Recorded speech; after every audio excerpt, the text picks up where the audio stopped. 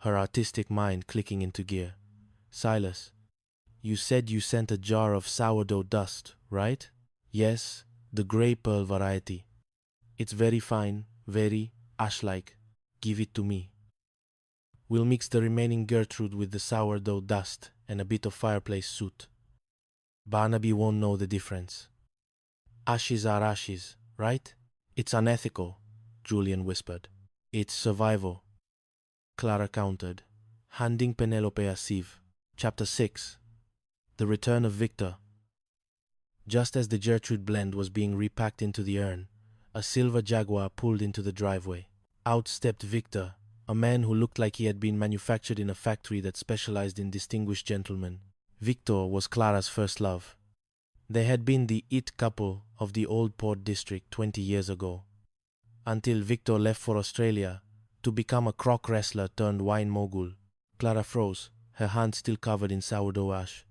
Victor, Clara, Victor said, his voice like silk dipped in bourbon. I heard about Gertrude. I've come to pay my respects. And perhaps to see if the Old Port flame still flickers. Arthur stepped out of the house, holding a half-eaten sandwich. Who's this guy? And why is he looking at my wife like she's a rare vintage of Shiraz? This is Victor, Arthur, Clara said, wiping her hands on her jeans. He's an old friend. Victor looked at Arthur, then at the urn Penelope was clutching. Is that her? She looks well contained. She's very concentrated, Penelope said, hugging the urn tightly. A lot of personality in a small space. Chapter 7. The Dinner Party from Hell. To celebrate the naming of the baby and the homecoming of Gertrude, Martha organized a grand dinner. Silas was also there, lurking in the corner and smelling faintly of yeast. As the wine flowed, the tensions boiled over. So, Victor said, leaning toward Clara, I hear you're naming the boy Kananda. In Sydney, we have a suburb called Kananda. It's mostly known for its abandoned tire factories. Barnaby slammed his glass down. See, even the Australian wine wrestler thinks it's a bad idea. It's about the vibration, Dad, Julian shouted. I'll give you a vibration. Barnaby reached for the urn. I'm going to toast to Gertrude. She was a woman of tradition. She wouldn't have stood for this. This, Kanandaness. Barnaby held the urn aloft. To Gertrude, may she find peace in the Aegean. He shook the urn for emphasis. A small cloud of grey pearl sourdough dust puffed out, landing directly in Victor's glass of expensive Merlot. Victor stared at his drink.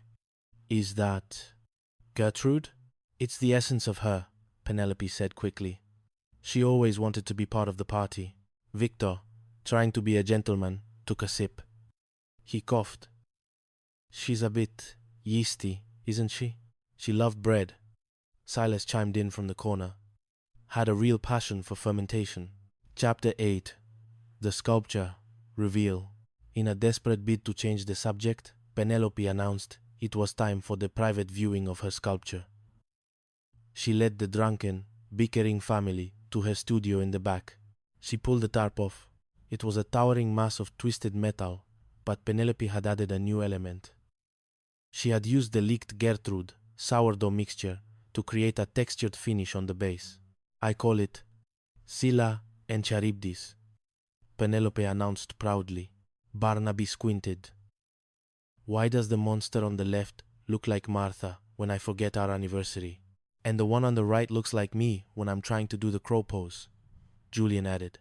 Penelope's face fell. It's a metaphor for the duality of man.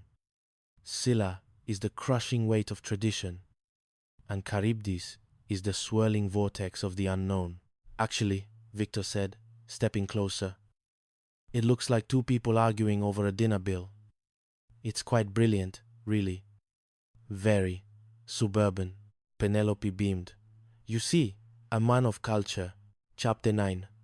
The truth comes out. The harmony lasted exactly 3 minutes. Arthur, who had been brooding in the corner, finally snapped. I can't take it anymore. Clara, Victor is a croc wrestler. I'm a chartered accountant. I provide stability. I provide a diversified portfolio. What does he provide? Outback anecdotes and fancy Merlot.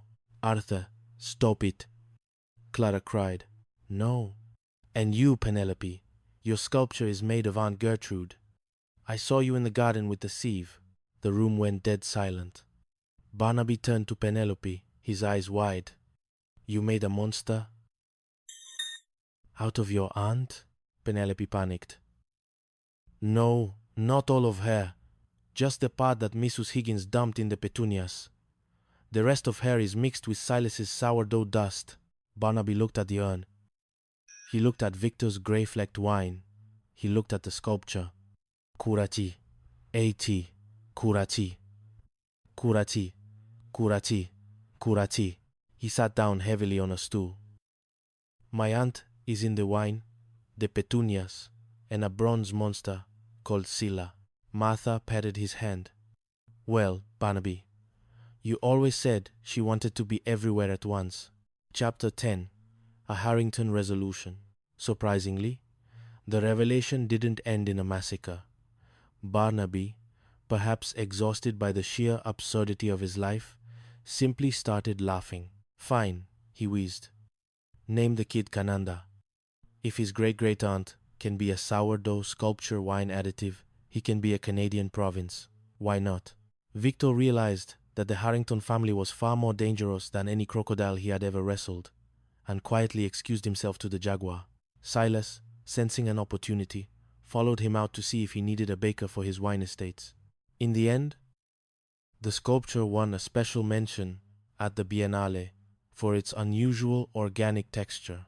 Julian and Serafina had their baby, and while they did name him Cananda on the birth certificate, Barnaby secretly called him Buster whenever Serafina wasn't looking.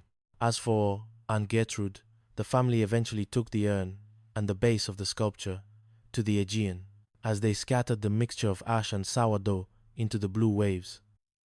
A school of fish gathered, attracted by the high-quality yeast. Look, Martha whispered, leaning against Barnaby. She's feeding the world. She'd like that. Barnaby sighed, watching the sunset over the water. Next time we have a relative visit, Martha, let's make sure they stay in a hotel. Paru, Taskina, my heart can't take any more avant-garde funerals. And so, the Harringtons drove home, already arguing about what to have for Sunday roast, unaware that Mrs. Higgins had just found a strange grey bag in the attic that actually contained the real Aunt Gertrude, meaning the Aegean was currently being populated by the finest sourdough Elderberry Grove had ever seen. But that, as Silas would say, was a story for another fermentation. The end, The Chaos Chronicles, The Willow Heights War, a novel of domestic slapstick and family folly. Chapter 1. The Resonance of Ruin. Eleanor Vance was not merely a woman. She was a vessel for the avant-garde. In her studio, a glass-walled sanctuary, in the heart of the prestigious Willow Heights, she stood before a jagged slab of marble that looked suspiciously like a giant petrified thumb. Eleanor was a sculptor of the new reality. And today, her reality was loud. Menelaus! She shrieked over the screech of a pneumatic drill. The synergy is collapsing. I cannot commune with the stone if the neighbor is practicing a symphony of demolition. Arthur, her husband, a man whose patience was thinner than the gold leaf on Eleanor's sculptures, adjusted his silk robe. Eleanor, darling, it's not a symphony. Mr. Henderson is having his pool remodeled. Life, like your art, requires a bit of grit. Grit is for sandpaper, Arthur. Eleanor's dilemma was the catalyst for the first of many Vance-Baker family explosions. The Vances were the old money of Willow Heights, all silk scarves, classical music, and repressed sighs. Across town lived the Bakers, Silas and Martha. Silas was a man of the earth, specifically the earth that produced premium sausages and high-grade brisket. His world was governed by the grill, the price of pork, and the uncompromising belief that his name should be etched into the legacy of the family. Chapter 2. The Cananda Catastrophe. In the Baker household, a different kind of storm was brewing. Dexter, the youngest son, and his wife, Serafina, were currently floating in a cloud of patchouli and pregnancy hormones. Serafina had recently discovered the path of the lotus, which mostly involved wearing